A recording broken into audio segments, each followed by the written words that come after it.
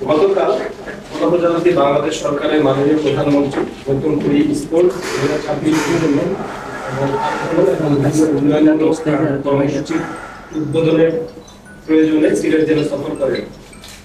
কিন্তু এই চুরি এবং ছিনতাইয়ের যে উদ্বেগজনক বৃদ্ধি এবং আইন শৃঙ্খলা পরিস্থিতি নিয়ন্ত্রণে ল্যাব নয় বিভিন্ন ঝুঁকিপূর্ণ এলাকা বিশেষ করে নগরের যেসব প্রাইম পয়েন্টে তাদের গোয়েন্দা তৎপরতা বৃদ্ধি করে এবং সার্বিকভাবে পরিস্থিতি নিয়ন্ত্রণে আনার চেষ্টা করে।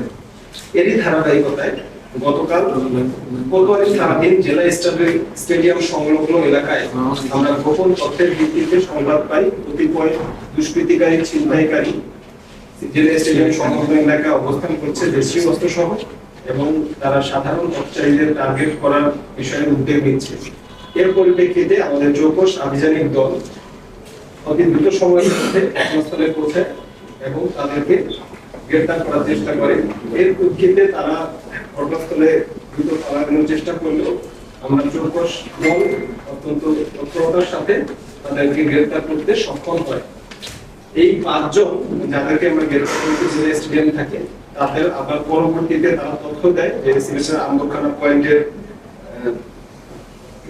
হোটেল সানরাইজ হোটেল, এই সানরাইজ হোটেলের 202 নম্বর কক্ষে তাদের সিন্ডিকেটের আরো কিছু সদস্য অবস্থান করছে। এই তথ্যের ভিত্তিতে আমরা ওই হোটেলেও অভিযান পরিচালনা করি এবং আরো 5 জন সদস্যকে গ্রেফতার করতে সক্ষম হই। তাদের প্রত্যেকের কাছে ছিনতাইয়ের আলামত হিসাবে কিছু দেশীয় অস্ত্রশস্ত্র যেমন ব্লেড, ছুরি, চাকু এবং উদ্ধারকৃত বিভিন্ন মোবাইল সেট আমরা উদ্ধার করতে সক্ষম হয়েছি।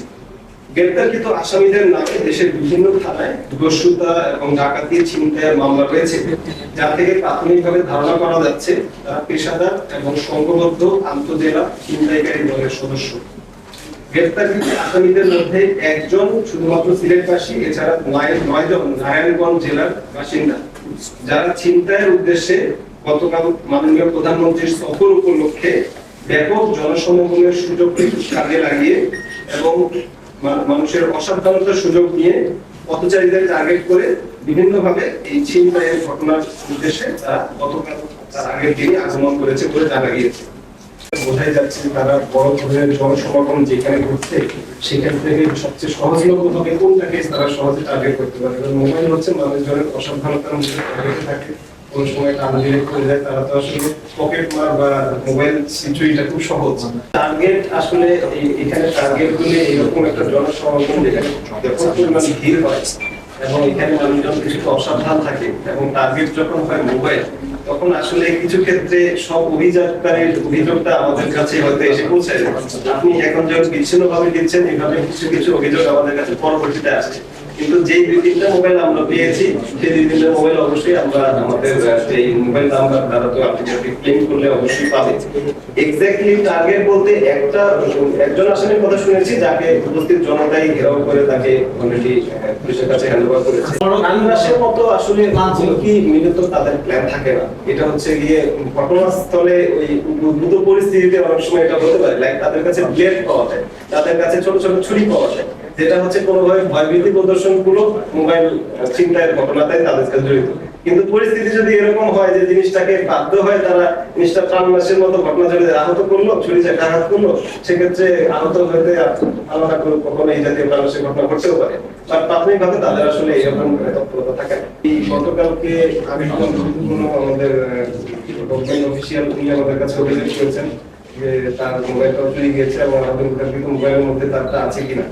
তো আমরা তাদের দেওয়া তথ্য মতে যে সব পয়েন্ট থেকে তারা যেসব মানে মোবাইল উদ্ধার করেছে সেখানে সেটা অবশ্যই যারা অভিযোগ করেছেন তাদেরটা মিলিয়ে দেখবো যদি সম্ভব হয়। এছাড়াও যারা অভিযোগ দিচ্ছেন তাদেরকে আমরা ট্র্যাক করে দেখছি যে মোবাইলের অবস্থান থেকে যদি আসামি আমাদের এর মধ্যে থেকে থাকে দায়িত্বপূর্ণ এলাকায় অবশ্যই আমরা দ্রুততম সময়ের মধ্যে উদ্ধার করার ব্যাপারে আমাদের প্রচেষ্টা অব্যাহত থাকবে। এখন পর্যন্ত আমরা এখানে 10টির মতো মোবাইল উদ্ধার করেছি।